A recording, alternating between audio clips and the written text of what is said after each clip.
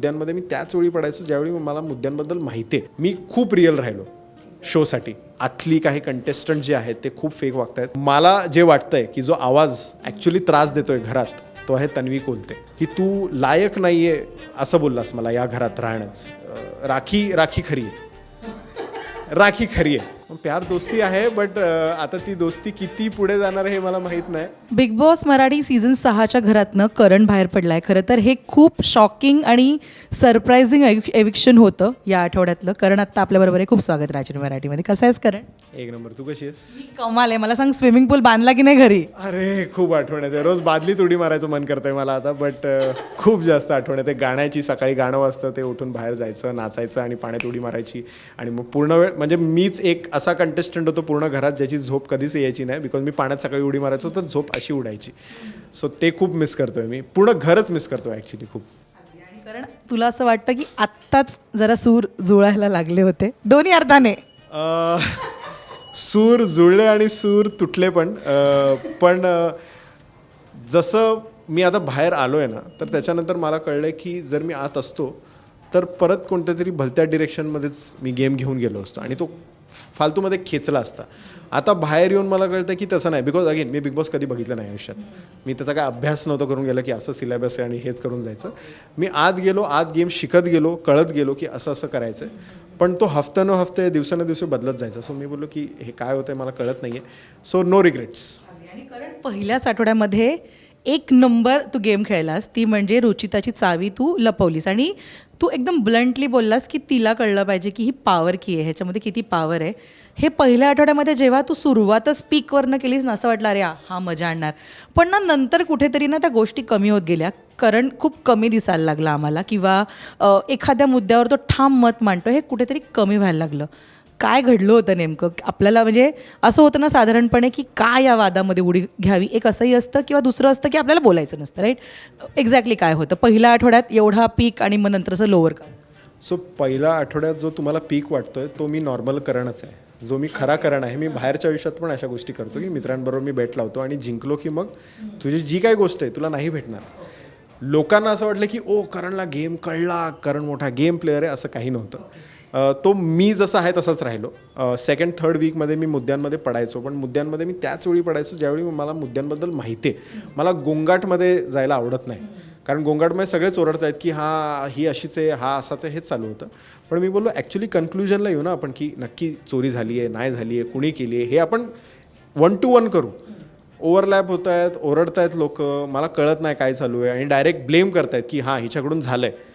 So मला ते पटत नव्हत्या गोष्टी आणि म्हणून मी 1 to 1 कॉन्व्हर्सेशन करायचो आणि एका कन्क्लुजनवर यायचो. आता ते दाखवलं नाही दाखवलं हे मला माहीत नाही, पण मी मुद्द्यांमध्ये असायचो.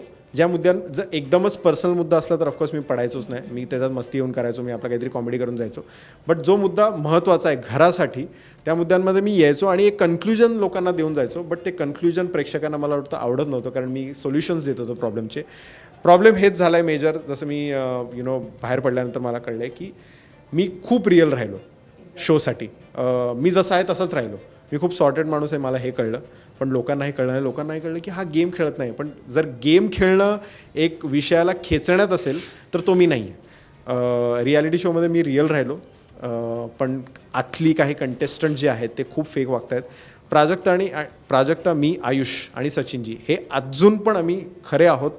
जर तुम्हाला जेन्युअन पर्सनॅलिटी जाणून घ्यायची आणि जर तुम्हाला असं वाटतं की अरे तुम्ही गेम नाही खेळते, प्राजक्ता, सचिन तुम्ही गेम नाही खेळते, तर तुम्हाला हे कळत नाही की हे रिअल पर्सनॅलिटीज आहेत.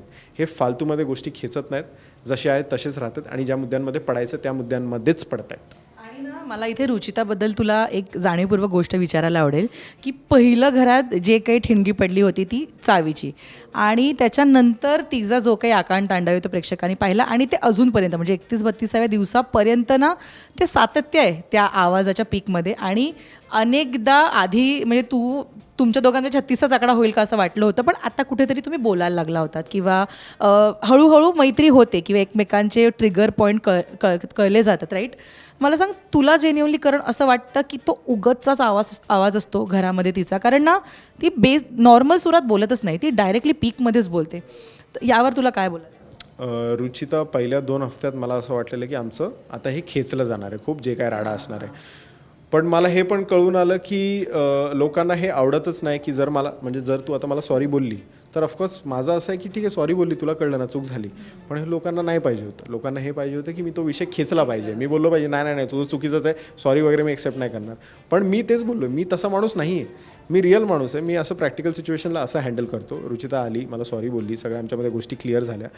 त्याच्यानंतर आम्ही खूप क्लोज पण आलो, मला तिचा गेम कळायला लागला. आणि आता मी हे जे ऐकतोय बाहेर की रुचिता अशी आहे, रुचिताचा आवाज या सुराचा त्या सुराचा आहे, मी एक तुम्हाला गोष्ट सांगतो की रुचिता तशी नाही आहे जशी तुम्हाला वाटते. ती पुढे जाऊन काहीतरी वेगळा गेम खेळेल, तुम्हाला तिचा त्रास होत असेल आवाजाचा किंवा ती जे काय बोलते, बट रुचिता जसा हळूहळू गेम चेंज करत चालली आहे तसं ती खूप चांगली बनत चालली आहे. पण हाच प्रॉब्लेम तिला आता नडणार आहे की ती खूप चांगली बनत चालली आहे, जसं मला तोच प्रॉब्लेम नडला आणि त्याच्यानंतर मी बाहेर आलो आहे. मला जे वाटतं आहे की जो आवाज ॲक्च्युली त्रास देतो आहे घरात तो आहे तन्वी कोलते. पण ऑफकोर्स मला बाहेरून कळून येते की ती स्ट्रॉंग कंटेंडर आहे. ती का आहे ते पण मला आत्ता कळतं आहे की ती मुद्द्यांवर बोलते, पण मुद्द्यांवरून भरकटते, तिचं डिक्शन चांगलं आहे. ती वन साईड गेल्यामुळे असं लोकांना वाटतं की अरे ही वन मॅन आर्मी झाली आणि बाकी पूर्ण घरीच्या ऑपोजिट गेलेलं आहे. बट हे ती घडवून आणते मुद्दामून, जे लोकांना नाही दिसत आहे, जे आम्हाला दिसतं 24 तासात. सो हे खूपच मला माहिती आहे, मी एकदम पोलार ऑपोजिट गोष्टी सांगितले की रुचिता अशी आहे आणि तन्वी अशी आहे. बट जे आहे ते आहे. जसं मी बोललो की मी खरं राहणार, मी रिअल राहणार आणि लोकांना ह्या गोष्टीचा खूप त्रास होईल, बट तुम्हाला हळूहळू कळेल की ह्या गेम कधी उलटा होतं. आणि कारण ॲक्च्युली आहे ना, सगळेच जण म्हणतात की बाबा कोणी कोणाची लायकी काढू नये. तुम्ही तिथे 17 जण घरात गेलात, तुम्ही प्रत्येकाने काही ना काहीतरी घरामध्ये केलं आहे म्हणून तुम्ही तिथे आहात. पण आत्ता आपण जे बघतोय ना, काही दिवस तू बाहेर निघायच्या आधीचे काही दिवस सतत लायकीवरनं बोललं गेलं किंवा तू लायकच नाही आहेस वगैरे. आणि ना त्याला जोड कुठली दिली होती माहिती आहे की बिग बॉसने टास्क दिला होता की ही व्यक्ती लायक का नाही, ती व्यक्ती घरात राहायला लायक का नाही हे सांगायचं होतं. याच्यावरनं कोणाची तरी लायकी काढणं की तुझी काय लायकी आहे. यू थिंक की हे बरोबर आहे इतकं घालून पाडून कोणाला तरी बोलणं? कारण तू आय विटनेस होता जेव्हा तो गाजराचा टास्क झाला आणि तिकडे विशालने तन्वीची लायकी काढली, बरोबर, आणि तेव्हा कोणीच बोललं नाही. वेरॅज रोशनबद्दलच्या ज्या गोष्टी घडल्या खूप तनतन झाली त्याच्यानं, राईट? तुला काय वाटतं की एखाद्याची लायकी काढून बोलणं हे कितपत योग्य कितपत अयोग्य? मला असं वाटतं माझी कुणीही लायकी जरी काढली तरी मी ठरवलं पाहिजे मला भडकायचं आहे का नाही, कारण मला माझी लायकी माहिती आहे. माझी लायकी कोण एक थर्ड पर्सन येऊन काढू नाही शकत. सो मला प्रॉब्लेम हाच होत होता की ट्रिगर पॉईंट जे प्रत्येकाचे होते ना, लायकी, वेडा, मेंटल हेल्थ, हे जे काय आहे हे रोज नवीन काहीतरी शब्द यायचे. मग असं व्हायचं की मग मी तुला बोलू काय, मला तुझ्याशी भांडायचं आहे म्हणून मी तुला बोलू काय, कारण मी एक शब्द बोलला त्याचा तू 10 करणार की असं नाही बोलू शकत, मला ह्याचा त्रास होत होता. मी बोललो की मला नाही कळत या गोष्टी, म्हणजे मला जर तू लायकीवर बोल किंवा काही बोल, मला माहिती आहे मी कोण आहे. आरबी बरोबर पण माझं तेच झालं. जो क्रॉस काढायचा टास्क होता त्याच्यात मी त्याला केलं आणि त्याच्यानंतर त्याला राग आला आणि तो मला बोलला पर्सनली येऊन की हे तू चुकीचं केलं की तू लायक नाही आहे असं बोललास मला या घरात राहण्याचं, आरबी नाही आहे. मी बोललो हे माझं मत आहे. नाही, ते खूप डिसरिस्पेक्टफुल वाटलं मला, असं तू नाही बोलू शकत. मला बोललो तू का बोलू शकतो हे, आपण इथे सगळे समान आहोत, मी तुला काय बोलायचं मी ठरवतो. पण मी तुला, कारण बिग बॉस स्वतः बोलले आहेत की इथे ज्यांचे लायक नाही आहेत घरात ते सांगा. मी तुला रिस्पेक्टफुली सांगितलं की तुझे हे प्रॉब्लेम्स आहेत आणि त्याच्यामुळे मला असं वाटतं तू या घरात लायक नाही आहे. पण त्याचं तेच होतं की तू लायक नाही हे महाराष्ट्रासमोर दाखवून दिलं. मी बोललो हा तुझा प्रॉब्लेम आहे. सो लोकांचे ट्रिगर पॉईंट्स ना काहीतरी भलतेच आहेत आणि त्याचं मला काय लॉजिकच कळत नाही. म्हणून मी बोललो की म्हणजे तो सगळे बोलतात बिलो द बेल्ट सगळं चालू आहे, पण बेल्ट सर्वांनी इथे आणलं आहे आणि एकदा बेल्ट इथे आला की मग आता सुरू कुठून करायचं. पहिलाच शब्द तुम्हाला जर ट्रिगर करतोय तर मला कळत नव्हतं. सो प्रॉब्लेम घरात दुसरा हा पण होता माझ्या बाबतीत, मला असं वाटतं इविक्शनचं, की मला कोण ट्रिगरच करू शकलं नाही. मला राखीनी पण ट्रिगर करायचा प्रयत्न केला, मला आरबी, विशाल त्यांनी मला बोलून नॉमिनेट किंवा ते एक्स वगैरे खूप काही गोष्टी केल्या. मी त्यांना मुद्द्यांसहित उत्तर देत होतो आणि त्याच्यावर त्यांचं काही उत्तर नव्हतं. सो माझा ट्रिगर पॉईंट त्यांना शेवटपर्यंत भेटलाच नाही की ह्याला काय असं बोलू की हा भडकेल, ते भेटलंच नाही. So me I am happy about it. आता तू म्हणालास की घरात अजून बरीच माणसं आहेत की जी फेक वागतायत, तुझ्या 4 जणांची नावं घेतलीस, ते अजूनही त्यांच्या मूळ स्वभावावर टिकून आहेत. तुझ्या मते मला अशा 2 व्यक्तींची नावं सांग की जे अजूनही फेक आहेत घरामध्ये, आणि 2 व्यक्ती असे सांग की जे डबल फेस आहेत. अकॉर्डिंग टू यू तुला कोण वाटतंय? फेक आणि डबल फेस मला वाटतं एकच आहे, म्हणजे दोन्ही एकच आहेत. सो मी दोघींना कंबाईन करून सांगतो. मी अनुश्रीचं उदाहरण देईन. अजूनही घरात कोणाला कळलं नाहीये की ती तिकडेही ऐकतेय आणि तिचं इथे पण ती शेअर करते सगळं. तू बघितलेत का ते एपिसोड्स? आम्हाला ॲक्च्युली आतच कळलंय की ती दोन्ही साईडनी खेळते, बट असा आरबी पण आहे. जो फेक आहे आणि तो डबल फेस पण आहे. अशी तन्वी पण आहे. आता तेच अगेन तुम्हाला ते स्ट्रॉंग कंटेंटर दिसते, बट ती मी बोलेल ती फेक वागते रादर दॅन डबल. सो असे अनेक आहेत. म्हणजे मला असं वाटतं थोडं सागरदादा पण आहे, थोडंसं जेवढं मी त्याला ओळखतो. अजून तर मला आठवत नाही कोण आहे अजून घरात.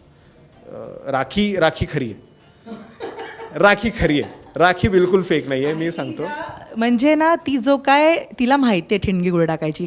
आणि एक गोष्ट जी मी नोटीस केली आहे, आत्ता ती घरात गेल्यापासून, ती आल्यापासून जे घर वाजायला लागलं आहे ते गेले 3-4 आठवडे नव्हतं. तिला बरोबर माहिती आहे कोणाची कळ काढायची. एक्झॅक्टली. म्हणजे राखी ही अशी आहे ना, ही फेक आहे, पण त्या फेकमध्ये पण ती खरी आहे. आणि ती लोकांना बोलते की मी अशीच आहे, तुम्हाला एक्सेप्ट करायचं तर करा. सो ते मला तिचं खूप जास्त आवडतं. बट बाकीच्यांनी जे वेगळे रंग दाखवायला सुरू केलेत ना, त्याच्यानंतर मला म्हणून प्राजक्तासाठीच काळजी वाटते. कारण प्राजक्ता, सचिनदा, आता आयुष तर बाहेर आहे, बट हे दोघे एवढे प्युअर हार्टेड आहेत ना की ह्यांचा फायदा खूप घाणेरडा उचलला जाईल असं मला वाटतं. जर त्यांना कळलं की हे लोक फायदा उचलतायत तर मे बी त्यांनी चांगला गेम केला पाहिजे. मला आणि तू आता प्राजक्ताचा उल्लेख केलास. खरं तर आत्ता आम्ही छान ती मैत्री बघत होतो, नो डाऊट तुमची जोडी हिट होती घरामध्ये. बाल्कनी कपल म्हणूया आपण त्यांना. काय तुला काय वाटतं, प्यार दोस्ती आहे? प्यार दोस्ती आहे, बट आता ती दोस्ती किती पुढे जाणार हे मला माहीत नाही. आता मला असं वाटतं की ती बाहेर येऊनच सांगेल या बाबतीत. आता मला जर मी ते सांगितलं तर अगेन इकडे लोक 10चे 100 करतायत एका विषयाला घेऊन.